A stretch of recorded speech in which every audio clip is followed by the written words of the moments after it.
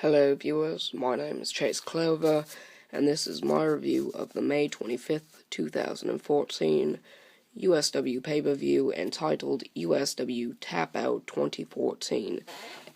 This pay-per-view was live from Pittsburgh, Pennsylvania, and every match was pretty much submission or give-up based. The matches were pretty much, the only way to lose is if if your body cannot take any more damage, like you would have to tap out or be incapacitated or knocked out, or like unable to answer a 10 count, or not get your hand in the air, or pretty much just giving up, or saying I quit, or whichever one. That's pretty much what this pay-per-view was all based around. So that's pretty much the plot of this pay-per-view. But the pay-per-view wasn't too bad. It wasn't amazing. It wasn't the best pay-per-view they've ever had. But it was okay. It wasn't terrible. It wasn't great, and it wasn't terrible, and it was pretty much average, I guess. It was okay. But yeah, this was live from Pittsburgh, Pennsylvania, I believe in the Chevrolet Arena, I believe. But anyways, let's get into the review. This pay-per-view was very eye-opening. It was something you really wanted to look out for. It was something that was very exciting to watch, very unpredictable. Then again, when is wrestling not unpredictable besides WWE? But it was a very good pay-per-view, and I liked watching it. I enjoyed watching it, and I watched a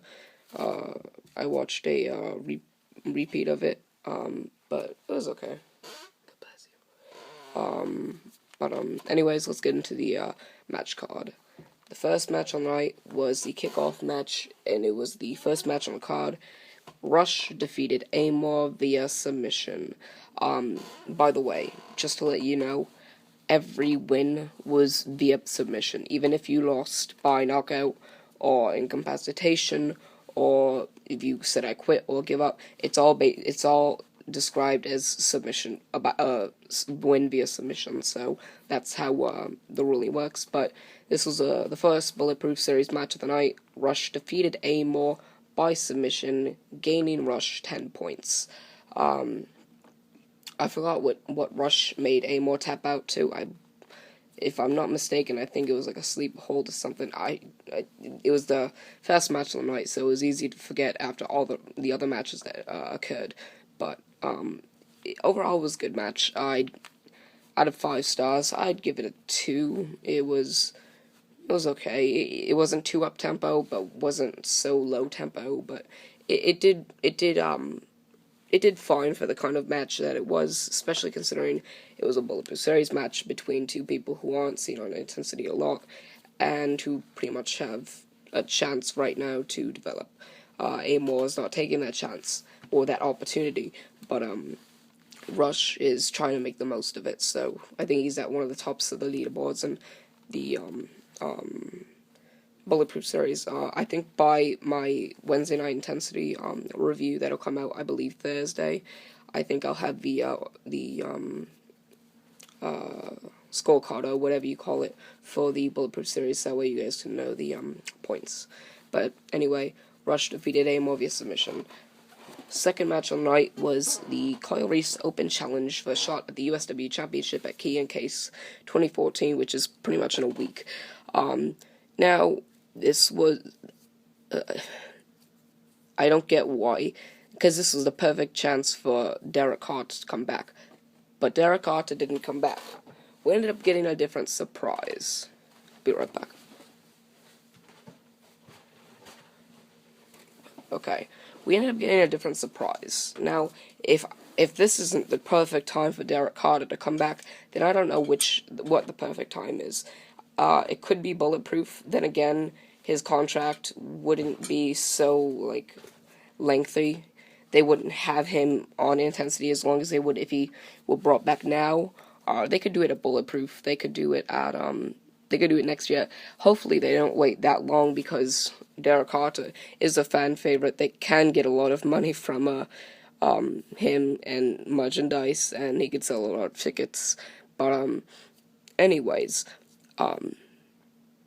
Derek Carter did not return to USW in this match. Instead, Morbid accepted Kyle Reese's challenge, and they went back and forth. Kyle Reese ended up getting a few punches in, but obviously, as you would expect, Morbid did not let Kyle Reese get too far in the match.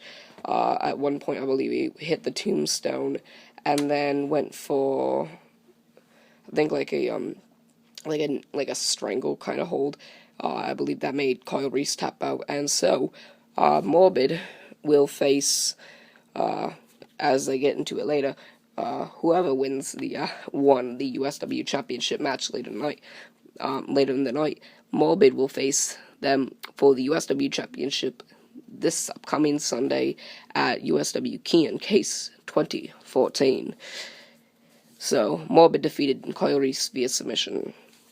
The third match on the night was the submission match for the Extreme Championship. Crimson Red defends the Extreme Championship against MC4. I believe I chose MC4 to win this match. I was wrong. Crimson Red ended up winning the match. Forgot off the moves.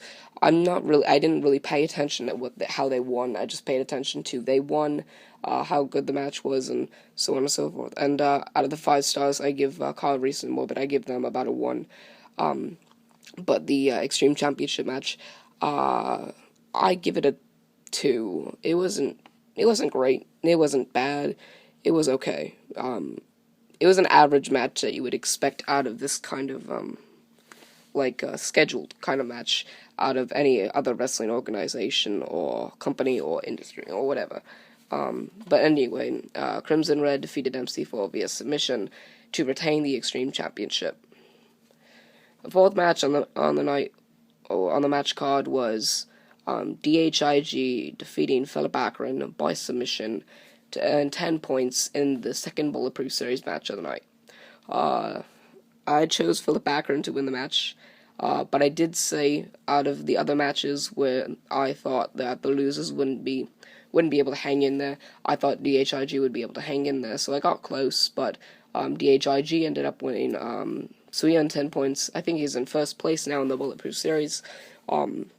And Philip Akron, I don't think he has any points, and I think he's going home pretty soon, or either that or being eliminated from the Bulletproof Series. So Philip Akron, to me, it seems like he's in trouble, and DHIG, he hung in there. I know there were a few chairs that got dented or whatever, and Philip Akron, I think Philip Akron and DHIG have a headache the morning after, but anyway, DHIG defeated Philip Akron via submission and earns 10 points towards the Bulletproof Series. The fifth match on the night in the match card was Indigo Child defeating Tall Man Chris Ross via submission again. This was a filler match, and it was an okay one.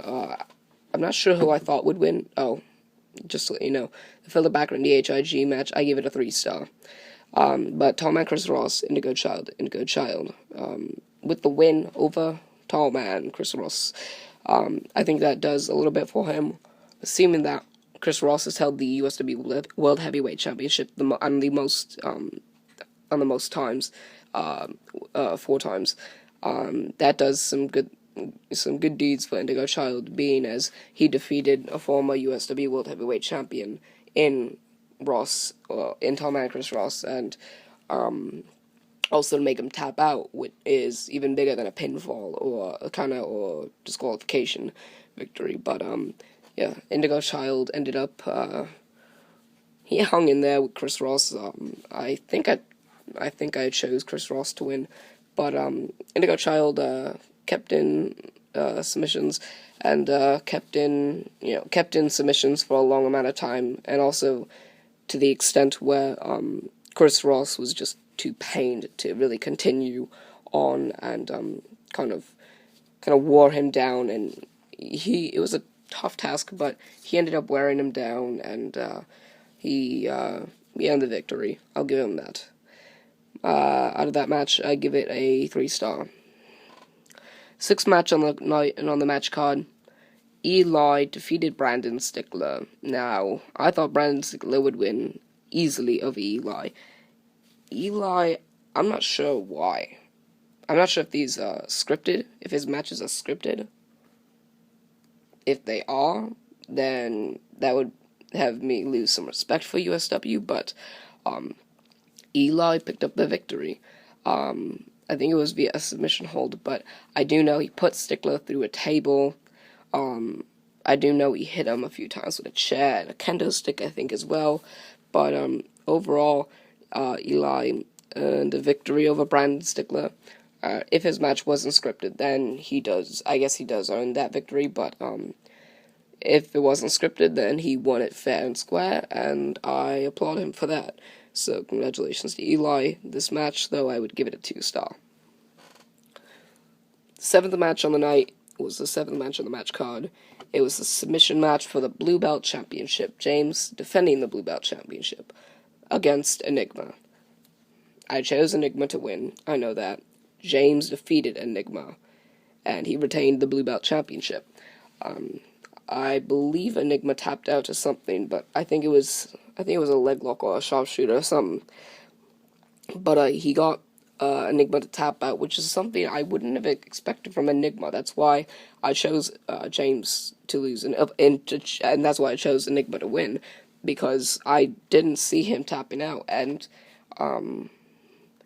now that kind of makes me suspicious of who Enigma really is, considering now he has already said that he is somebody in disguise on the roster, and that makes it harder for me to pinpoint who he really is, because, I mean, there are a few people on the roster, on USW's roster, that don't tap out often, and that's people like Zach Hardy and Cannon, and there are a few others. I think Greyhound doesn't tap out as well, but anyway, I didn't expect Enigma to tap out. Brings me to be suspicious of the of who his identity really is. I haven't come up with a who is Enigma part 3 yet, because I don't have too much information. I'm hoping to do it soon, but then again, I can't promise anything. But I think James won it after a sleeper hold, or a sharpshooter, or leg lock, or ankle lock, whichever one he won by. He won by submission and got Enigma to tap out, which I was very surprised at. I think he tapped out, either that or he was just passed out or something. But from what I remember, he tapped out. If I'm wrong, then that kind of breaks my suspicions. But anyway. The 8th match on the night was the 8th match on the match card, and it was Dwayne Porter defeating Greyhound via submission to earn 10 points in the Bulletproof Series. I remember that Greyhound defeated Dwayne Porter at USW No Remorse 2014, a while back, I think May 4th, 2014. And this was a good win for Greyhound, being that he got good win for Porter, considering he got revenge via Greyhound from last month's pay-per-view, or a few weeks ago, last pay-per-view. Getting revenge on a stipulation where, as, pretty much you lost to him last time, you need to win this match to, earn your stripes again. I don't think it was as bad. I don't think it was as strict as that kind of stipulation, but Porter was able to win, and so they pretty much are even now, I guess. But he won via submission. That was the 3rd Bulletproof Series match of the night. I keep forgetting. James vs. Enigma, I give that 3 stars. And Dwayne Porter vs. Greyhound, I give that 4 stars. That was a good match. They hung in there. Greyhound tapped out, something I don't see him do often, but, what are you gonna do? Greyhound, he wrestled a good fight. He fought a good fight, wrestled a good match, just didn't come out on top, and Dwayne Porter beat him. So, after that was the 9th match on the match card, and 9th match of the night, George Martin's Open Challenge. If you didn't think Alex Martin was coming back, just like I did, then you are a special person. Yes, George Martin faced Alex Martin, who returned. George Martin, to my surprise, did not at all put on a Emmy-winning performance. He actually pretty much like, okay, you're here, fine, I'll kick ass again. And both performers pretty much kicked ass.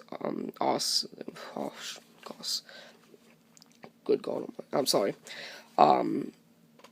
Both performers pretty much kicked arse, but George Martin came up on top. I'm not sure. I forgot what he won. What hole he made Alex Martin tap out to. I think he hung him or something off the corner.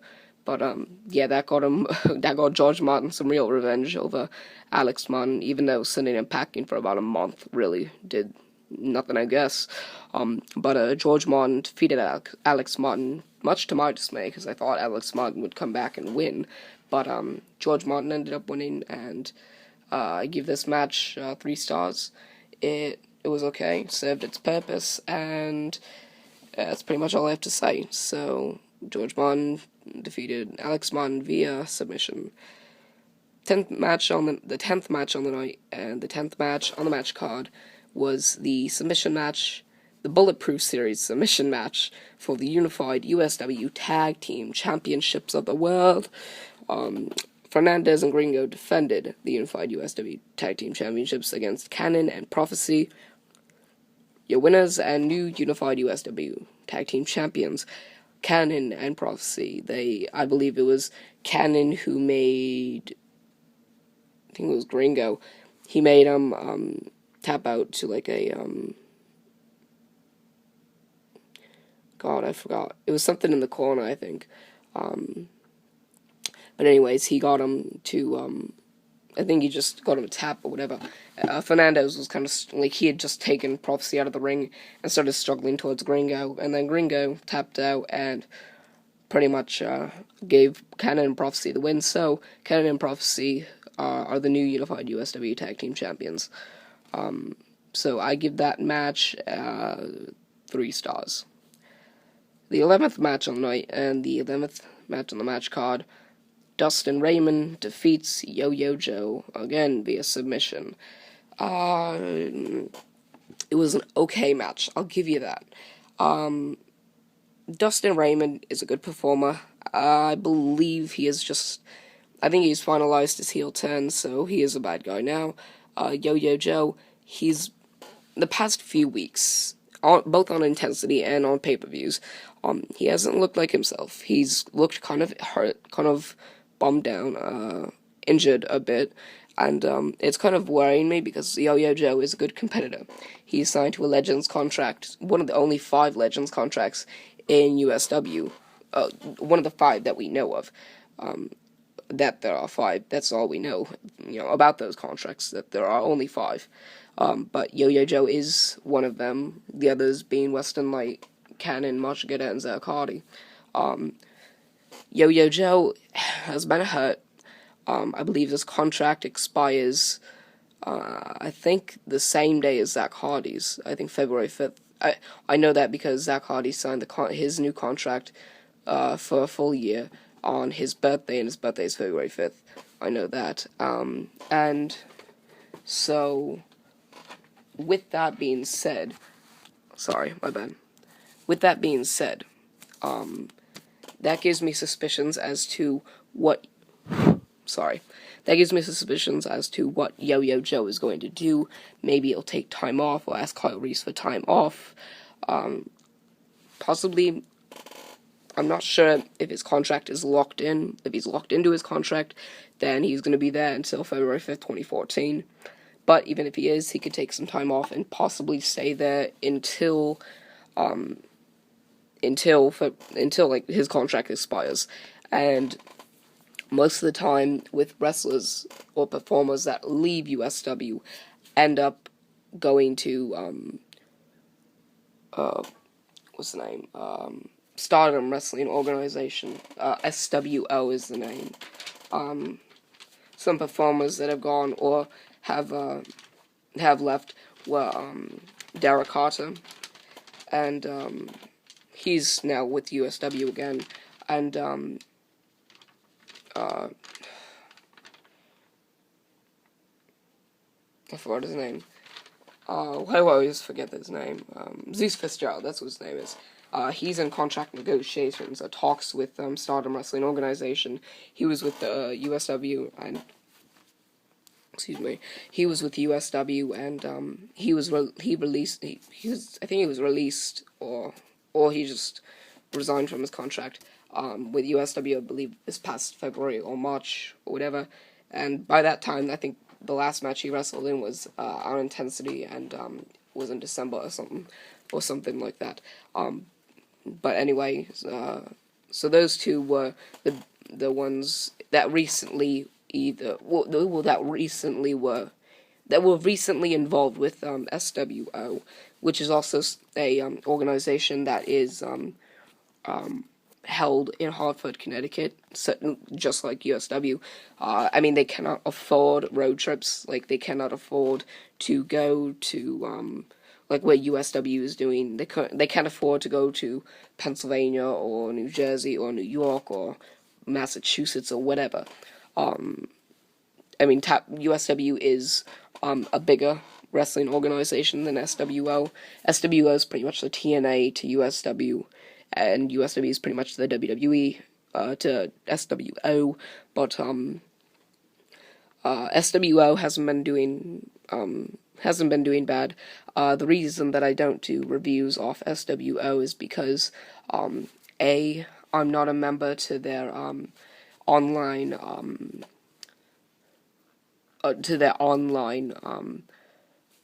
like library of videos and live streams. I'm not a member of I am a member of USW, but SWO, all of their events are on the paid membership part. I'm not even sure they have, I'm not even sure that their website is available to people that aren't signed up for the membership. I don't know how you sign up for the membership. I never really cared to sign up for the membership, but anyway, and they also have, just like, similar to TNA, they don't have pay-per-views monthly. They have it maybe once every 2 or 3 months. But anyways, back to this.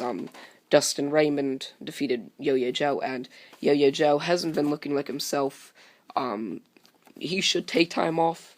If he wants to return to USW sometime in the future, then I'm pretty sure they'll let him return. But Yo-Yo Joe is kind of a special kind of wrestler.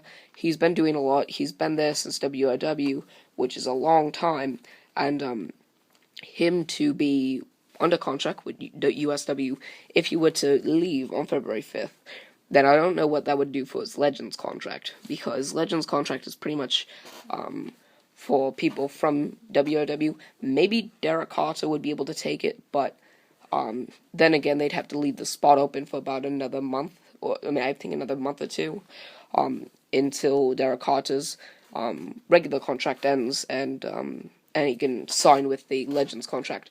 But with that being said, Yo-Yo Joe, to me, should take some time off. He has been wrestling his arse off, but sometimes it's not worth it to continue if you just can't handle it. And not saying that he can't handle it, but he should take time off. It's been a busy schedule. He's been at every single intensity. He hasn't performed at every single intensity, but he's been at every intensity, every pay-per-view, every state and city that they've gone to. And he's been on this kind of streak where it's been kind of a low-paced matchup that he's been competing in his past matchups. So if Yo-Yo Joe can take some time off and kind of regroup and come back healthy and good as new, then hell, come back to USW. You know, they need you.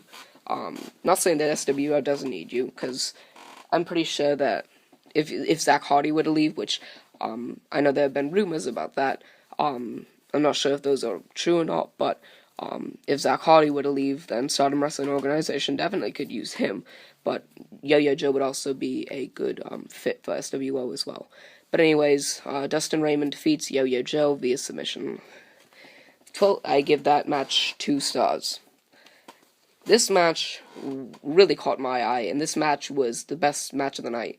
The 12th match on the match card, and the 12th match of the night, the the submission match for the USW World Heavyweight Championship. Man, I didn't think the reign would end so soon, even though it has kind of just started. I didn't think it would end so soon. Capital defeats Moshigeta and wins the USW World Heavyweight Championship for the very first time in his career. Moshigeta is no longer the champion. That surprised me. Moshigeta has been on a roll. He has been a great champion. He's a former USW champion, former USW World Heavyweight champion, and for him to lose this championship just kind of makes it another road to travel, because if you think about it, the USW championship run that he had was early in USW, and then he pretty much spent a little less than a year trying to get back to that main title picture, and then gets the world title. Then he gets the USW World Heavyweight Championship. Not saying that does anything bad to his career, but because I think with the hype that he's built up, I don't think he's gonna lose it. Even if he doesn't win back the USW World Heavyweight Championship, I still think now that he's done all this for USW, I still think that they can find a fit with him within the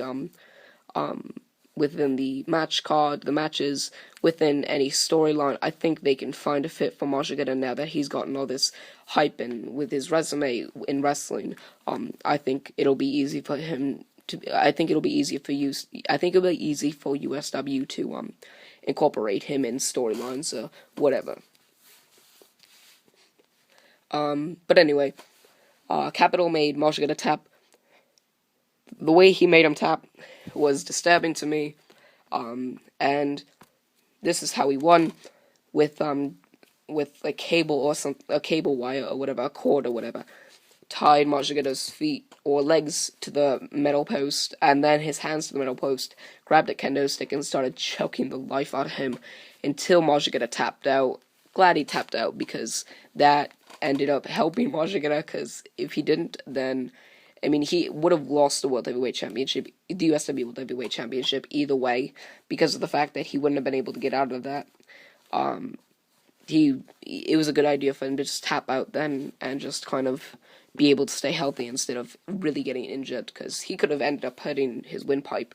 Capital could have ended up, killing Moshigeta's windpipe, or destroying it, or whatever, and Moshigeta wouldn't be able to breathe, but, thankfully he didn't. Glad that he didn't. And Capital was able to win the USW World Heavyweight Championship, without really sustaining Moshigeta heavy damage. But Capital defeated Moshigeta to win the USW World Heavyweight Championship. I give that match 5 stars. 5 out of 5. Now, the 13th match of the night was the 13th match on the match card, and it was the main event. It was a knockout match for the USW Championship. Zach Hardy defending the USW Championship against Alexander Rotten. And here's your winner, and still USW Champion, Zach Hardy. Zach Hardy defeated Alexander Rotten via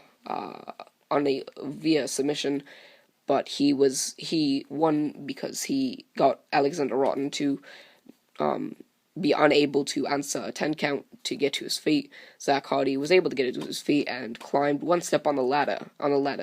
That I'll tell you about. That I'll tell you how he used it. He climbed up, and off the first step, the ref counted 10, and Zach Hardy won, and kind of fell off the ladder, got his hand raised in the air, pretty much crawled and limped out of the ring and up the ramp. The pay-per-view ended with the scene of him holding the USW Championship above his head. Zach Hardy used the ladder within his reach. Alexander Rotten also used his submission maneuver twice. The second time he got the Hardiac face plant on top of the ladder. And then Hardy got his legs, pulled him within the ladder steps, and then put Alexander Rotten in a leg lock twice. I think he spent 4 minutes holding him in the ladder, and he hurt both Rotten's legs and his own legs. both were able to answer the 10 count the first time. And Hardy was, I think it was at a count of 9, and then Rotten kind of kicked him in the face, and then Hardy swiped Rotten's legs out, threw out underneath him, and then got him back in the leg lock through the ladder again for the second time in about 2 minutes spent there. Then they then he's pretty much let go and whatever, and they both fell from the top of the ladder and to the mat. Zach Hardy got up at like 8, and then Alexander Rotten didn't get up by the count of 10. Zach Hardy got up by the count of 8. And Zach Hardy ended up winning via submission, technically via submission. And Zach Hardy retains the USW Championship, which also means that at USW Key and Case 2014, you're right, we're seeing a rematch. Morbid. Zach Hardy defends the USW Championship against Morbid. These two fought at USW Call of Greatness 9. I'm not even sure how Morbid got his contract back, but he won the match against Kyle Reese. Zach Hardy won against Alexander Rotten. So there's a Call of Greatness 9 rematch. We're going to see if Morbid can get revenge, or if Zach Hardy can prove that he's better than Morbid. But anyways, Zach Hardy's match, I give it a 3. But all in all, great pay-per-view. Well, not great pay-per-view. Good pay-per-view. I give it a 3-star. I give it a 4-star. The matches were good. I like the fact that Chris Ross and Indigo Child and Brandon Stickley, I think Chris Ross and Indigo Child, Yo-Yo Joe and Dustin Raymond, those two matches were filler matches, but they found good competitors to face each other. And all in all, those competitors really fought a good match, and the rest of the roster did as well, so I can't complain. It was a good pay-per-view, and not much else to say, but yeah, congratulations to those who won the championships and retained them, and also to those who won, also to those who lost, because they fought good matches, and so, not bad pay-per-view. It was pretty good, decent, and I liked it. It was okay. It was entertaining to watch. So, with that being said, thank you for watching. That was my review on the May 25th, 2014 USW pay-per-view entitled USW TapOUT 2014. Remember, everybody, to like, favorite, and subscribe for more. I'm Chase Clover, signing off.